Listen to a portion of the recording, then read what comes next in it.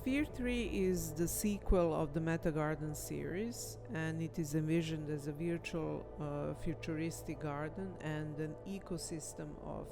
imaginary and real things. And it contains small and large instruments-organisms like reactors, collectors, multifunctional capsules, synthetic plants, and asteroids. And of course, at the center of the space is synthetic fountain,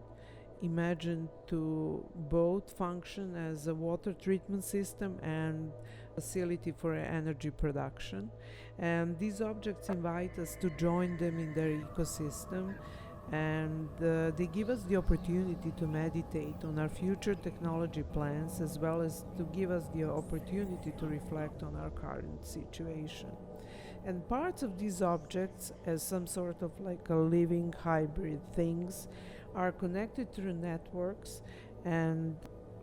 they actually capture our desires projected into the future and simulate a space that is less harmful to the environment.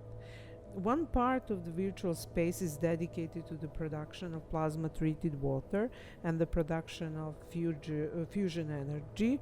and from huge collectors for storing of various elements needed to create fusion energy to plasma treated water. All of these elements in fact create space for thinking about alternative ways of generating energy for our daily supplies, for industry, for average consumers, as well as treating water for use in medicine and agriculture. And the whole cycle of works is inspired by occasions on Earth where simulations, rehearsals, and explorations take place like Rio Tinto in Spain or fields in Metis in Iceland. In Sfera3, in addition to numerous digital machines that can be of molecular or gigantic dimensions, there are 4 asteroids, and due to their possibility of hitting Earth, not these are asteroids in particular, but in general, they're a great threat to humanity and life in general. But they also give us hope that in the near future we will be able to draw on this anticipated endless supply of the rare minerals or water, and in fact it is one of the very important things for us in the future to think about: where are we going to get all of the supplies that we actually need for production of the hardware industry and so on.